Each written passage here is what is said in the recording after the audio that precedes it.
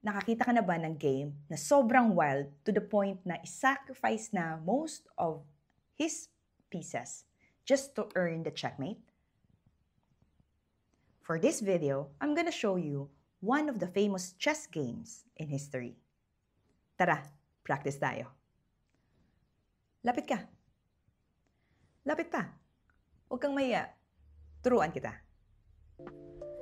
This game was played by Adolf versus Lionel noong 1851. And because of that, I'm gonna share what I have learned from this game as well. Let's start this. Adolf is playing white and Lionel is playing black. They started e4, e5, f4. Black captures the f4. This game is under the king's gambit opening. Bishop to c4, development of the piece, and queen to h4. So masyadong early for the queen to move out as part of the opening principle.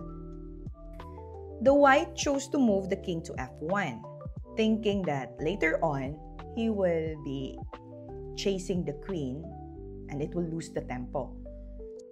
Let's see what happens next. Black chose to move b5. This is another form of gambit. White's perspective, there's nothing wrong to capture, so he captured the pawn on b5. Probably he's thinking to move the bishop on b7 to develop quickly. But black moved knight f6 first, aiming at the e4 pawn. So here, white takes the tempo, developing the knight, at the same time, aiming to the queen. So the queen needs to run to h6. White defended the pawn on e4. Knight moves to h5. Sa pagkakaintindi ko dito, ang plano ng black is to make a check on g3. If the pawn capture, then the rook on h1 will be for free, and it will be a quality down. And the king will be chased. So it will be a dangerous part for the white. So, nakita ng counter move ang white at the same time defense. He moved his knight to h4. Black moved to queen g5, double attack, knight and bishop is in trouble, and white chose to move the knight to f5, outpost. Black attacked the bishop on b5 using c6 pawn. Di na bothered yung white bishop. White played g4, aiming at the knight on h5. Now, yung knight bumalik lang sa f6, aiming at g4. Dinipensahan lang ng g1. Again, hindi man lang binalik yung bishop to defend, but instead, he focused on defending the pawn on g4. Probably there will be a counter move to attack the queen. So, what happened here next, kinapture ng pawn yung b5. Kasi nga libre. Now, white plays h4. Eto na. You move your queen very early, thinking you can get more space, but it will lose your tempo because your queen will be running away. Queen to g6. Kiniliti ulit yung queen. Nag-move ang white to h5. Black queen goes back to g5, the only square. Queen to f3. Now, simple idea, trapping the queen. Bishop will capture f4 and the queen will be trapped. So the only way for the black to save the queen is to move the knight to g8. Then again, capture the pawn on f4. Queen will move to f6. Now let's evaluate the position. As you can see, there are many pieces from the white that are now active, while the black side, 6 of the major pieces are not working at all, and only the queen is activated. So, position-wise, it's really good for the white side. Now, if you will say the queen is aiming at b2, then white just simply develop and guard the pawn. napaka-delay ng development ng black. So, black moved to bishop c5, aiming at the rook. But then, in this case, white was not scared about losing pieces at all kasi alam niya na yung piyesa niya ay nagpa-function at merong mga counter-attack. So, ang nangyari, knight to d5. Aiming at the queen, binigay yung pawn sa b2. Kinain ng black, thinking that he will get more pieces. Aiming at the rook a1, ang bishop naman to g1.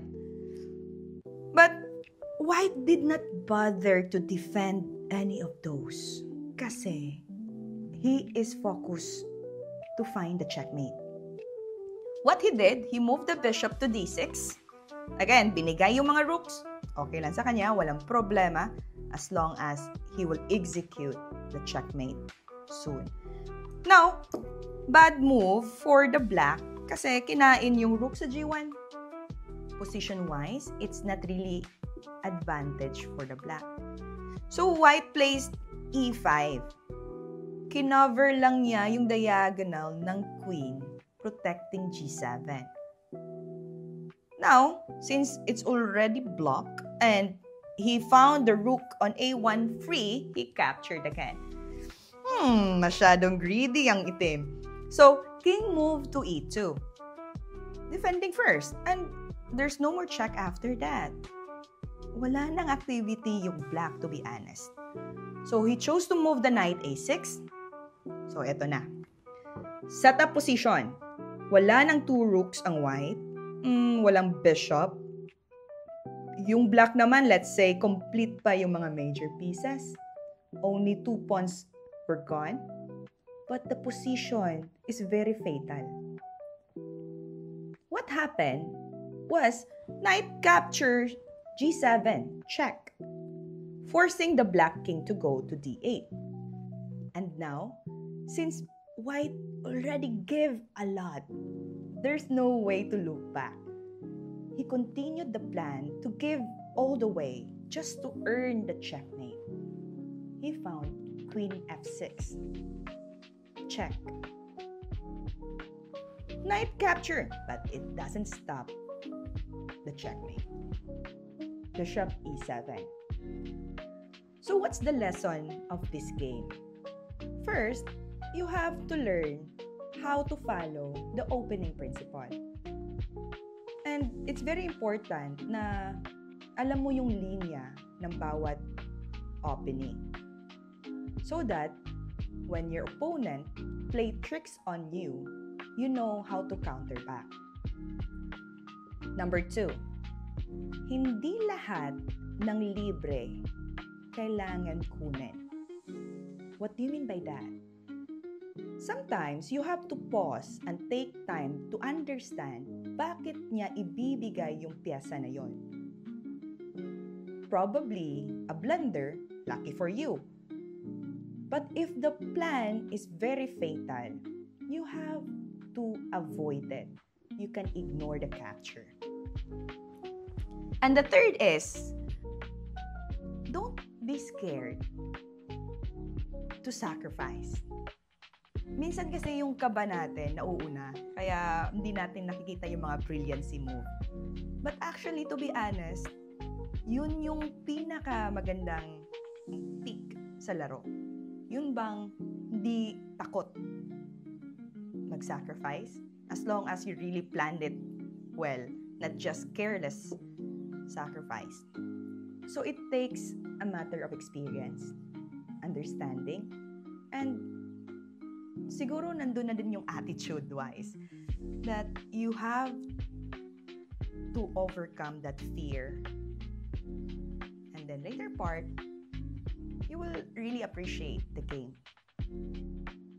Thank you po sa lahat ng sumagot sa previous video kung kaninong laro ito. I really appreciate the answers and also some of the details that you include. Again, this is the game of Adolf versus Lionel noong 1851. And we call this one the Immortal Game. You may go now.